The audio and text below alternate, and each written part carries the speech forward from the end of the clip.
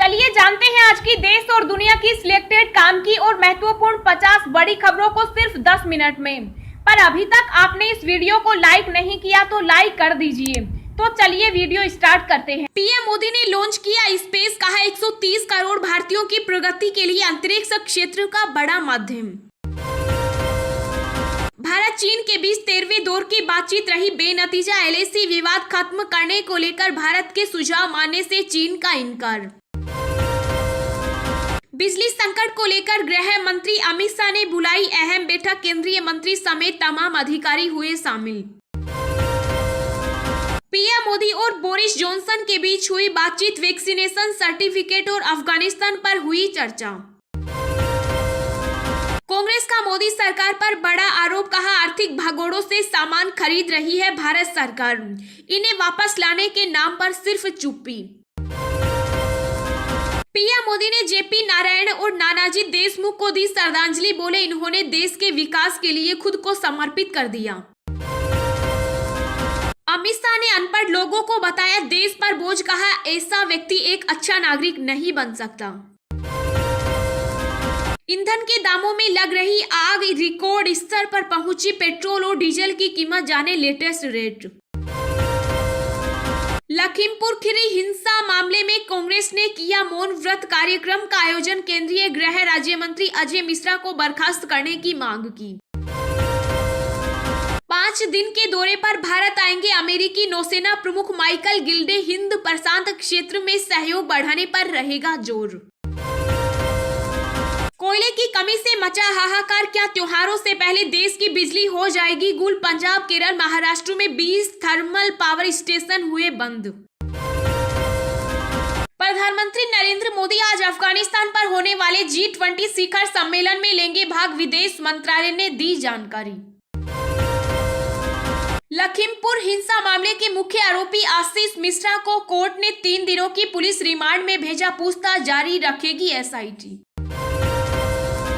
कोयला संकट पर बोले सीएम अरविंद केजरीवाल, देश में स्थिति गंभीर, कई मुख्यमंत्रियों ने केंद्र सरकार को लिखे पत्र। लखीमपुर हिंसा को लेकर भाजपा में बड़ी हलचल, ताजा हालत पर चर्चा करने यूपी बीजेपी अध्यक्ष स्वतंत्र देव सिंह दिल्ली पहुंचे। क्रूज ड्रग्स मामले में आर्यन खान को नहीं मिली राहत, जमानत याचिका पर 13 अक्टूबर को होगी सुनवाई।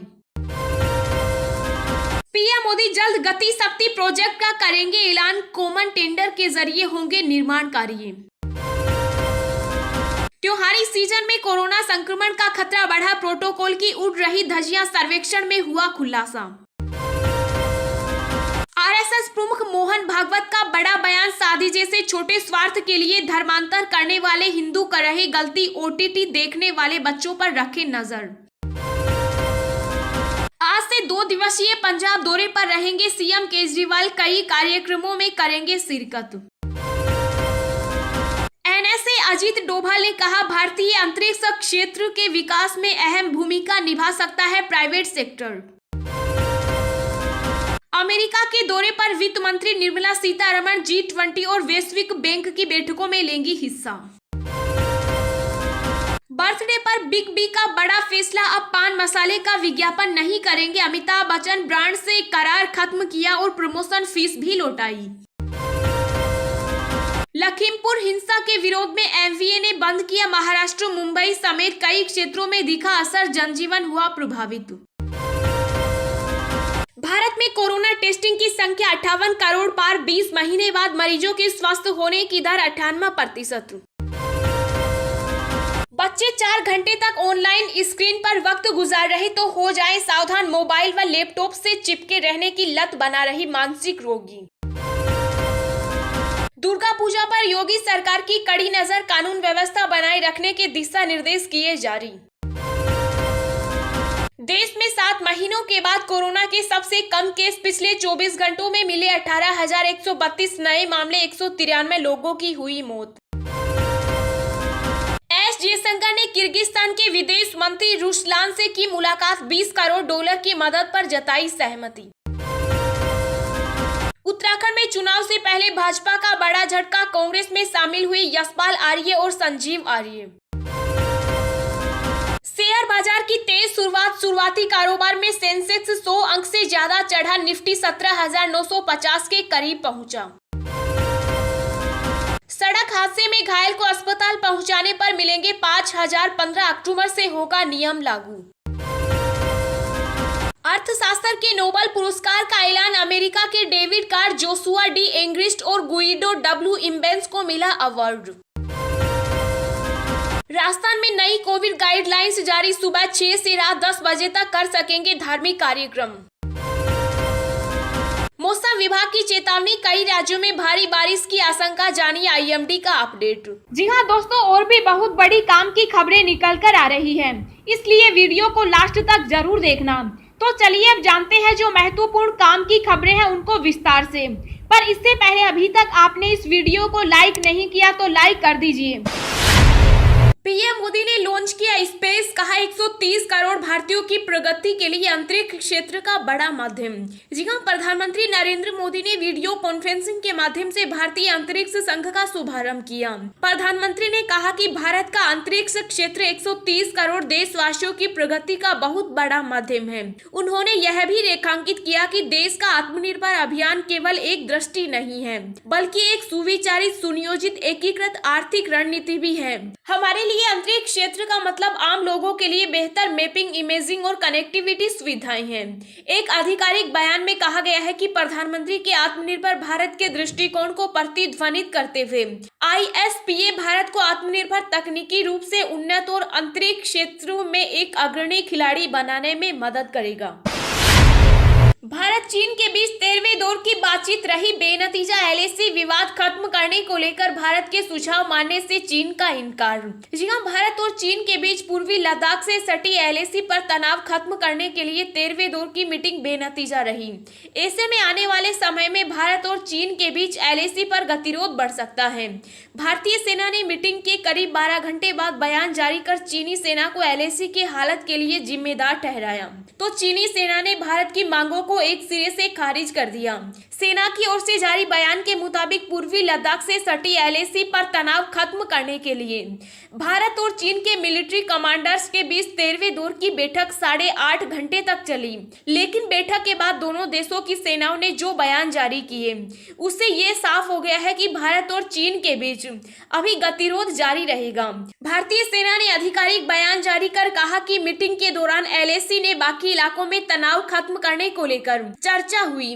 बैठक में भारत ने साफ तौर से कहा है कि LAC के ऐसे हालात चीन की तरफ से घुसपैठ से पैदा हुए हैं, जो दोनों देशों के बीच हुए करार का उल्लंघन है। इसलिए चीन को ऐसे कदम उठाने चाहिए ताकि LAC पर शांति बहाल की जा सके।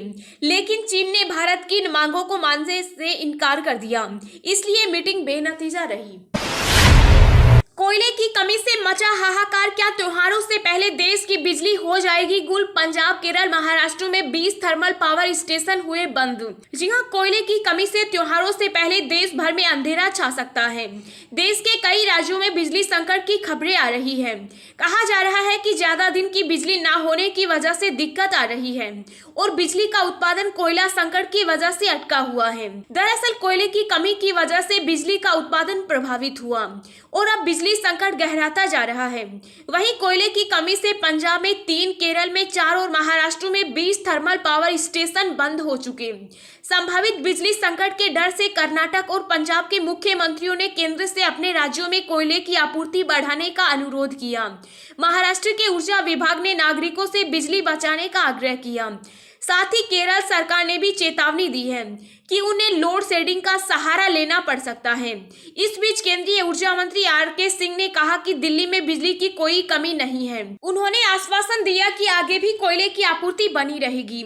ऊर्जा मंत्री ने कहा कि देश प्रतिदिन कोयले की औसत आवश्यकता से 4 दिन आगे है और इस मुद्दे पर एक अनावश्यक दहशत पैदा की जा रही है। कांग्रेस का मोदी सरकार पर बड़ा आरोप, कहा आर्थिक भगोड़ों से सामान खरीद रही भारत सरकार इन्हें वापस लाने के नाम पर सिर्फ चुप्पी। जी हां, कांग्रेस ने प्रेस कॉन्फ्रेंस करके मोदी सरकार पर आर्थिक अपराध में शामिल लोगों को देश से भगाने और उनका साथ देने का आरोप लगाया। कांग्रेस प्रवक्ता गौरव वल्लभ ने कहा कि मोदी सरकार भगोड़ों का साथ और भगोड़ों का विकास कर रही है।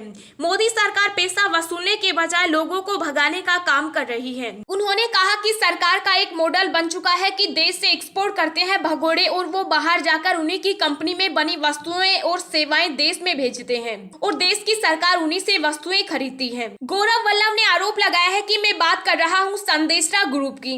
इसमें नीरव मोदी, मेहुल चोकसी, विजय माल्या शामिल है। जैसे ही इन लोगों पर ईडी की कार्रवाई शुरू होती है तो ये लोग देश छोड़कर चले जाते हैं। वापस लाने के नाम पर कहते हैं वो लोग इंटरपोल के नोटिस खारिज करवा देते हैं। भारत सरकार इस पर चुप्पी साधे बैठी है। ईंधन के दामों में लग रही आग, रिकॉर्ड स्तर पर पहुंची पेट्रोल और डीजल की कीमत, जाने लेटेस्ट रेट। जी हां, अंतर्राष्ट्रीय बाजार में कच्चे तेल में जारी तेजी और डॉलर की तुलना में रुपया में आई गिरावट के कारण देश में पेट्रोल और डीजल की कीमतों में लगी आग थमने का नाम नहीं ले रही। इस सप्ताह की शुरुआत भी इन दोनों की कीमतों में बढ़ोतरी के साथ हुई। लगातार बढ़ती कीमतों से घरेलू स्तर पर पेट्रोल 30 पैसे प्रति लीटर और डीजल 35 पैसे प्रति लीटर महंगा हो गया। इस बढ़त के बाद दिल्ली में पेट्रोल 104 रुपए 44 पैसे प्रति लीटर और डीजल भी 93 रुपए 17 पैसे प्रति लीटर पहुंच गया। बात करें मुंबई महानगर की तो वहां पहली बार डीजल का दाम 100 रुपए के पार पहुंच गया। मुंबई में पेट्रोल 110 रुपए 38 पैसे और डीजल 101 रुपए प्रति लीटर हो गया। देश के कई शहरों में पेट्रोल की कीमत 110 रुपए प्रति लीटर से भी ऊपर पहुंच गई। राज्य की राजधानी की बात करें तो रांची में पेट्रोल और डीजल की कीमत एक होने जा रही है। पेट्रोल 98 रुपए 99 पैसे प्रति लीटर और डीजल 98 रुपए 39 पैसे प्रति लीटर पर है। बता दें कि मध्य प्रदेश, राजस्थान, महाराष्ट्र, आंध्र प्रदेश, तेलंगाना, कर्नाटक, ओडिशा, जम्मू कश्मीर और लद्दाख में पेट्रोल का भाव 100 रुपए पार हो चुका। बिजली संकट को लेकर गृह मंत्री अमित शाह ने बुलाई अहम बैठक, केंद्रीय मंत्री समेत तमाम अधिकारी हुए शामिल। जी हां, देश में गहराते बिजली संकट के बीच केंद्रीय गृह मंत्री अमित शाह ने एक अहम बैठक बुलाई। गृह मंत्रालय में हुई इस बैठक में केंद्रीय ऊर्जा मंत्री आर.के. सिंह, कोयला मंत्री प्रहलाद जोशी और बिजली और कोयला मंत्रालय के तमाम अधिकारी शामिल हुए। इसके अलावा एनटीपीसी के अधिकारी भी बैठक में मौजूद थे। आपको बता दें कि आंध्र प्रदेश, गुजरात, पंजाब, राजस्थान, झारखंड, बिहार, दिल्ली और तमिलनाडु समेत कई राज्यों के मुख्यमंत्रियों की तरफ से कोयले की कमी के मुद्दे उठाए गए। माना जा रहा है कि केंद्र सरकार बिजली उत्पादन बढ़ाने पर जोर दे रही है। कोर मैनेजमेंट टीम ने आश्वासन दिया है कि 3 दिनों के बाद कोयला डिस्पैच प्रतिदिन 1.7 मीट्रिक टन तक पहुंचने की संभावना है, जिससे कोयले की आपूर्ति और बिजली की स्थिति में सुधार हो। वहीं केंद्रीय ऊर्जा मंत्री आर.के. सिंह ने भी दिल्ली में बिजली आपूर्ति बनाए रखने की बात कही। आर.के. सिंह ने कोयले की कमी पर कहा कि हमारे पास कोयले का 4 दिन से ज्यादा का औसतन स्टॉक है। साथ ही हर दिन उतना स्टॉक आता है जितनी एक दिन पहले खपत हुई। देश में 7 महीनों के बाद कोरोना के सबसे कम केस पिछले 24 घंटों में मिले। 18,132 नए मामले, 193 लोगों की हुई मौत। जी हां, देश में कोरोना संक्रमण के मामलों में काफी कमी देखने को मिल रही है। पिछले 7 महीनों के बाद सबसे कम केस सामने आए। एक दिन में 20,000 से कम मामले सामने आए। वहीं पॉजिटिविटी रेट और रिकवरी रेट में काफी सुधार हुआ, क्योंकि देश में कोरोना वैक्सीन अभियान में तेजी आने के बाद संक्रमण के मामले तेजी से कम हो रहे हैं। स्वास्थ्य मंत्रालय के अनुसार बीते 24 घंटों में कुल 18,132 कोरोना के नए केस देश भर में पाए गए और 21,563 इस महामारी से ठीक भी हुए। वहीं 193 लोगों की मौत कोरोना वायरस से हुई। वर्तमान में सबसे अधिक संक्रमण के मामले केरल से सामने आ रहे हैं और कोरोना का कहर थमने का नाम नहीं ले रहा। पिछले 24 घंटों में कोरोना के कुल मामले 18,132 में से 10,691 नए मामले सिर्फ केरल राज्य से आ रहे हैं। वहीं कुल 193 मौतों के आंकड़ों में से 85 लोगों की मौत भी इसी राज्य से हो रही है। वहीं वहीं महाराष्ट्र व अन्य कई राज्यों से भी कोरोना संक्रमण के मामले सामने आ रहे हैं, लेकिन लगभग 50-60% संक्रमण के मामले केरल से आ रहे हैं। अब तक 95.19 करोड़ लोगों को कोरोना का वैक्सीन लग चुका। बीते 24 घंटे में 46,57,000 लोगों को कोरोना का टीका लगाया जा चुका। स्वास्थ्य मंत्रालय के अनुसार कोरोना के एक्टिव केस कुल मामलों के मुकाबले 1% हैं। वहीं कोरोना की साप्ताहिक पॉजिटिविटी रेट 1.53% है, जो पिछले 108 दिनों की अपेक्षा 3% कम है। वहीं देश में अब तक 95 करोड़ 19 लाख लोगों को कोरोना की वैक्सीन लग चुकी है। बीते 24 घंटे में 46,57,000 लोगों को कोरोना का टीका लगाया जा चुका।